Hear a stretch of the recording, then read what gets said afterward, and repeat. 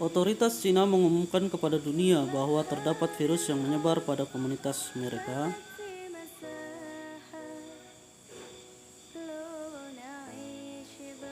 Bulan selanjutnya virus menyebar ke negara-negara lain dengan kasus yang bertambah berkali-kali lipat per harinya.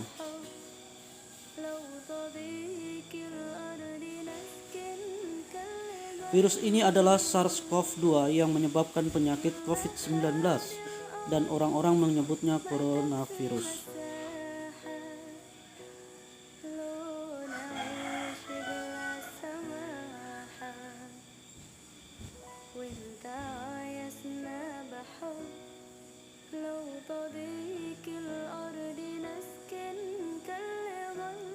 Apa yang sebenarnya terjadi ketika virus ini menginfeksi manusia?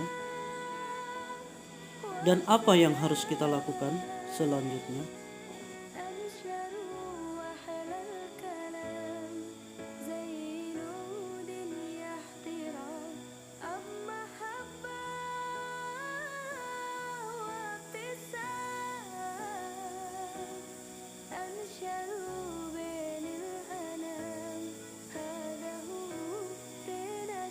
Virus hanyalah sebuah kapsul yang mengelilingi materi genetik dan beberapa protein. Ada spike protein, RNA, lipid envelope, dan bisa dibilang bukan makhluk hidup. Virus hanya bisa memperbanyak diri dengan cara memasuki sel hidup.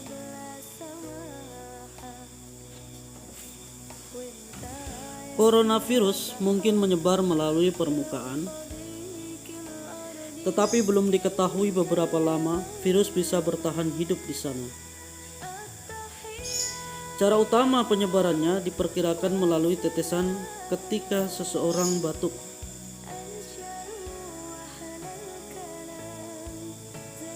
Atau ketika kamu menyentuh seseorang yang sakit kemudian menyentuh wajahnya, misal menggosok matanya atau hidung.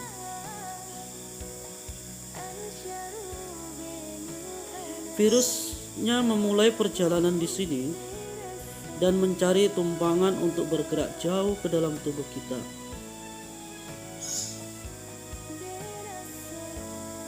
Tujuannya adalah ke arah pencernaan, limfa, dan paru-paru.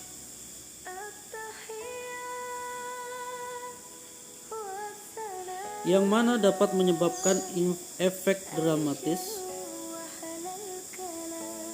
Meski sedikit saja coronavirus dapat menyebabkan situasi gawat.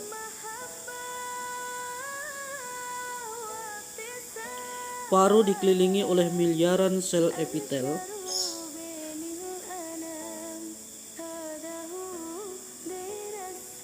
Merupakan sel terluar dari tubuhmu melapisi organmu. Dan mukosa menunggu untuk terinfeksi. Corona terhubung dengan reseptor spesifik pada membran korban.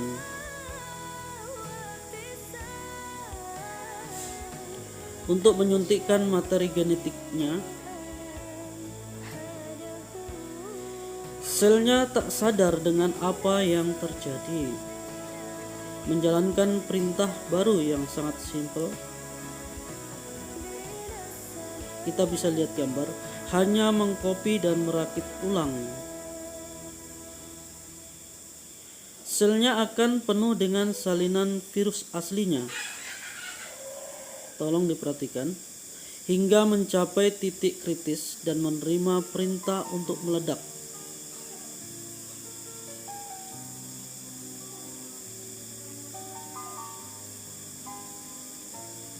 Selnya hancur menyebarkan coronavirus baru.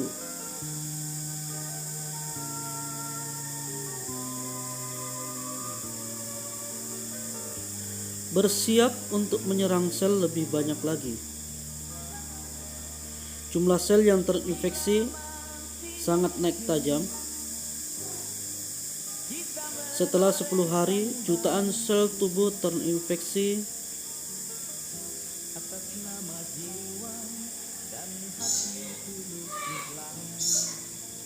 dan miliaran virus telah membanjiri paru-paru. Virusnya masih belum mengakibatkan dampak berlebih. Tapi corona segera meluncurkan serangan nyata padamu. Tolong diperhatikan, yaitu kekebalan tubuhmu. Kekebalan tubuh yang mana melindungi tubuhmu? Tolong perhatikan di gambar. Sebenarnya dapat membahayakanmu dan butuh regulasi ketat.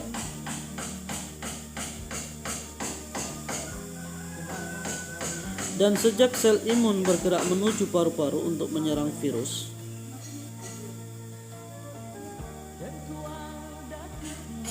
corona juga menginfeksi sebagian dari sel imun dan menyebabkan kebingungan. Sel tidak memiliki telinga atau mata pun, sehingga mereka berkomunikasi dengan sinyal kimia bernama sitokin.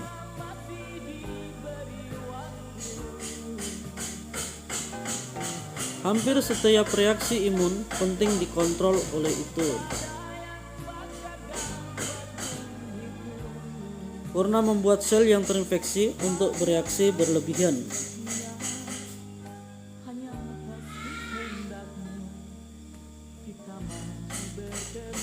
Dasarnya ini menyebabkan kekacauan sistem imun,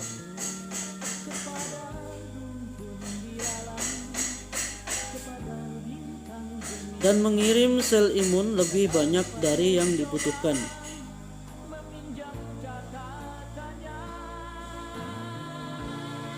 Membuang-buang sumber daya.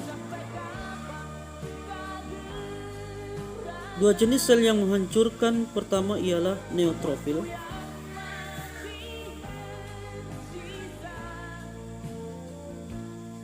yang mana sangat hebat dalam membunuh patogen termasuk sel sehat. Begitu mereka datang menggerombol, mereka mulai mengeluarkan enzim yang menghancurkan banyak teman dan juga lawan.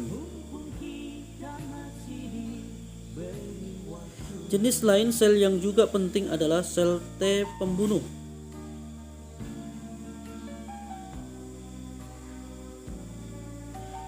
Biasanya memerintahkan sel terinfeksi untuk menghancurkan diri terkontrol. Sama bingungnya, mereka juga memerintahkan sel sehat untuk melakukan bunuh diri.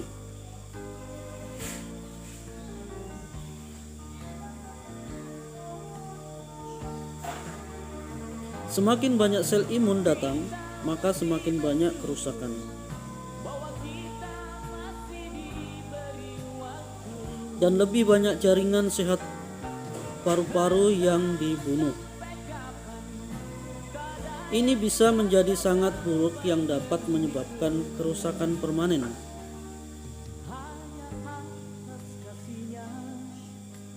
Yang dapat menyebabkan cacat jangka panjang.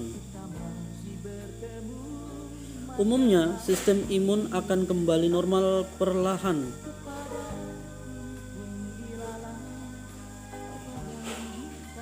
Membunuh sel terinfeksi dan mencegat virus yang akan menginfeksi kembali.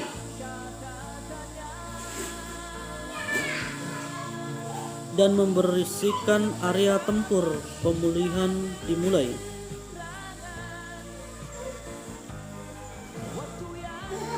Mayoritas orang yang terinfeksi corona akan melalui ini dengan gejala relatif sedang.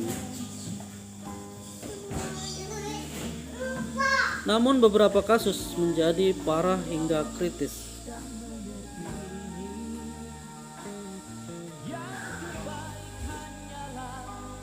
Kita tidak mengetahui persentasenya karena tak semuanya teridentifikasi.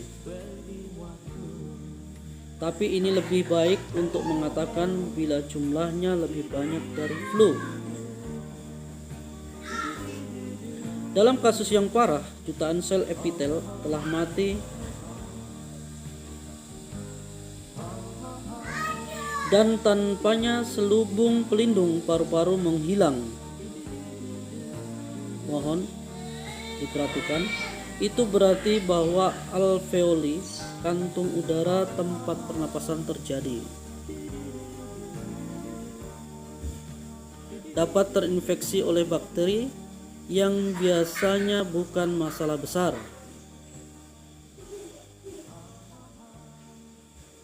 Pasien yang terkena pneumonia, pernapasannya menjadi berat atau malah gagal, dan pasien membutuhkan ventilator untuk bertahan hidup. Sistem imun telah berjuang keras selama seminggu.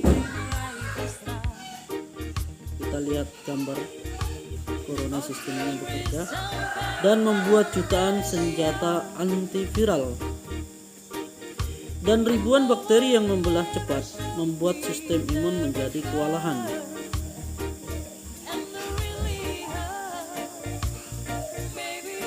Bakterinya memasuki darah dan menyerbu tubuh kita. Bila ini terjadi, maka kematian akan menjadi memungkinkan terjadi. Coronavirus sering dibandingkan dengan virus flu, tapi sebenarnya ini lebih berbahaya.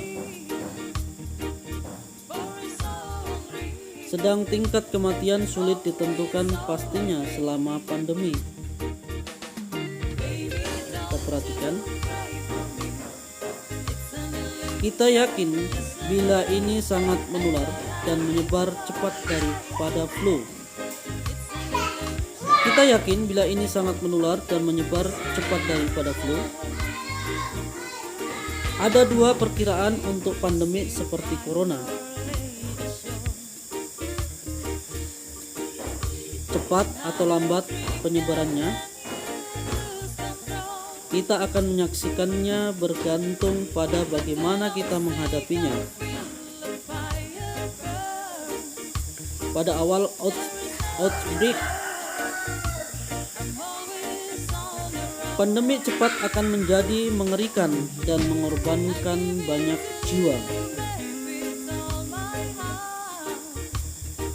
Pandemi lambat tidak akan diingat oleh buku sejarah.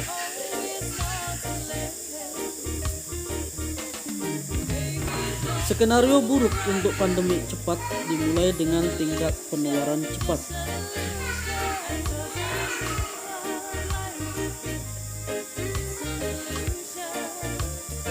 Karena tidak ada penanggulangan untuk memperlambatnya.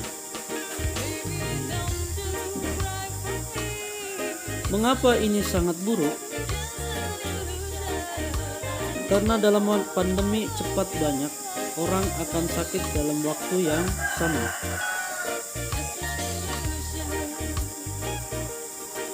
Bila jumlahnya berlebih, fasilitas kesehatan akan kewalahan untuk mengatasinya.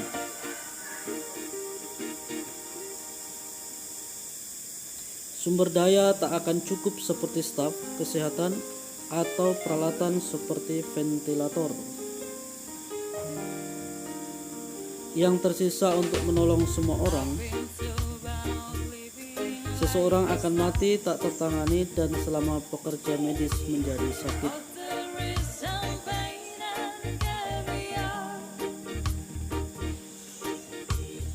Kapasitas sistem kesehatan akan jatuh lebih jauh. Bila ini nyata, maka keputusan buruk harus dibuat.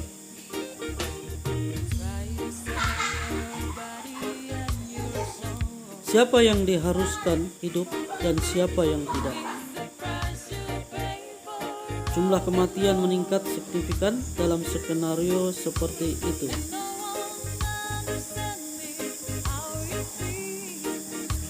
Untuk menghindari ini, dunia seluruhnya harus dapat mengubah pandemi ini menjadi lambat.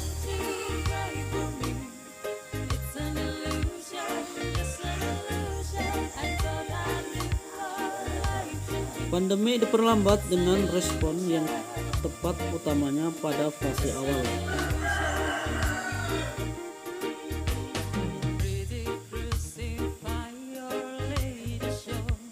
Sehingga semuanya yang sakit mendapatkan perawatan dan tidak ada titik penting dengan rumah sakit yang kewalahan. Semenjak kita masih belum memiliki vaksin untuk corona,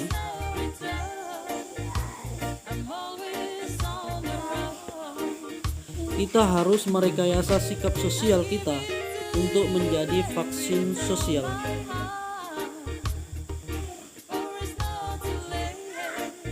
Ini mudahnya berarti dalam dua hal: tidak menjadi terinfeksi dan tidak menginfeksi yang lain.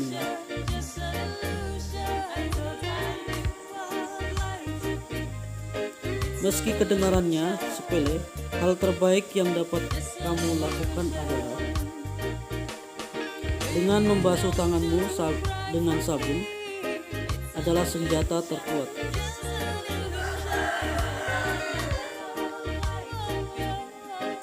Coronavirus diselubungi oleh selubung lemak.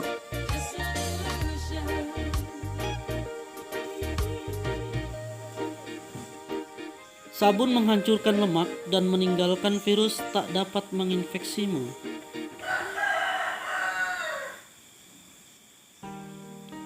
Ini juga membuat tanganmu menjadi licin dan dengan gerak mekanik mencuci. Virus hancur dengan mudah. Untuk melakukannya dengan benar, basuh tanganmu seperti ketika kamu memotong lombok.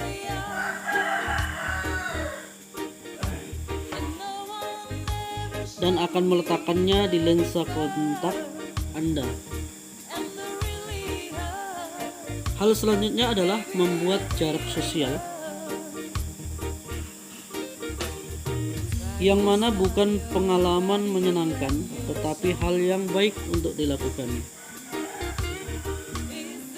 Ini berarti tanpa berpelukan dan tanpa berjabat tangan.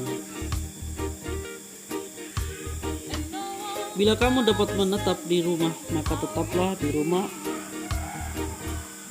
untuk melindungi siapa yang di luar agar menggerakkan fungsi sosial. Dari dokter hingga kasir atau polisi, kamu bergantung dengan mereka semua.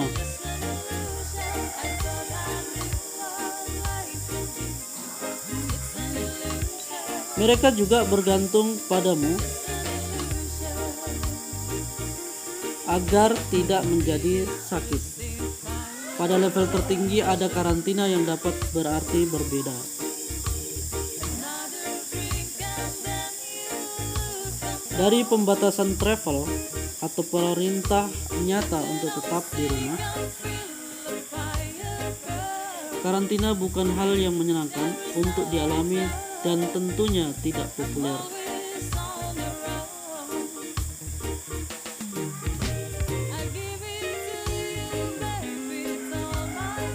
Tetapi mereka, terutama peneliti yang bekerja pada medikasi dan vaksinasi di waktu penting.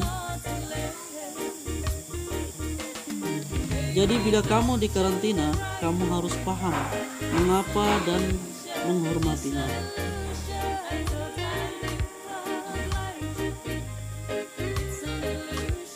Di antara ini tak ada yang menyenangkan.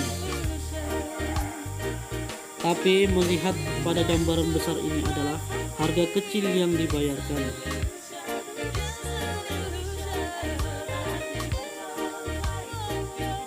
Pertanyaan tentang bagaimana pandemi berakhir bergantung pada bagaimana itu dimulai.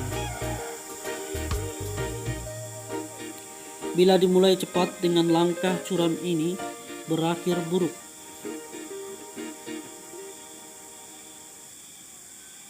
Bila dimulai dengan lambat tanpa langkah curam ini berarti baik.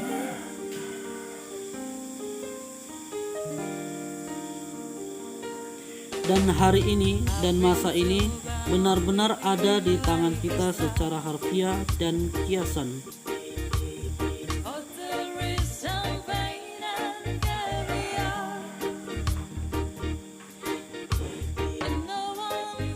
Yesus.